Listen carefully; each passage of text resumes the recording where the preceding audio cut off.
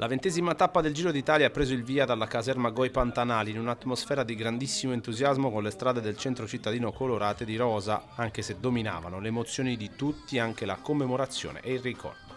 Sì, devo dire che questa è una organizzazione partita ovviamente già diversi mesi addietro, con una grande collaborazione tra la nostra regione e RCS, in più ribadisco, con la presenza sulla maglia rosa, penso sia un simbolo straordinario, un momento di ricordo importante, di omaggio e di riconoscimento alla nostra terra. La corsa si è arrestata infatti davanti al cimitero per ricordare i 440 caduti del terremoto di 50 anni fa per quanto riguarda il solo territorio del Gemonese.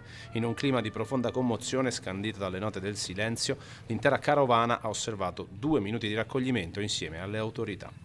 L'altra vera ragione della tappa, che si unisce a tutta una serie di altri eventi che abbiamo voluto proprio con epicentro a Gemona. Questa giornata che unisce la forza di un popolo, il rispetto al ricordo di coloro che sono mancati e l'evidenza, credo oramai non soltanto ai confini di questo paese, ma al mondo, di cosa è stata questa storia, questa esperienza. La maglia rosa Jonas Vingegaard con la scritta celebrativa "Il Friuli ringrazia e non dimentica" e il corridore locale Jonathan Milan hanno guidato il gruppo nella deposizione dei fiori. Dopo un lungo applauso la gara è ripresa verso Piancavallo, da dove sarebbe arrivata poco dopo la triste notizia della scomparsa di un appassionato settantenne. A ogni modo Gemona ha salutato il gruppo di ciclisti nel segno della memoria e della resilienza. Gemona con questa partenza di tappa conferma quello che oggi vuole mostrare al mondo, cioè di essere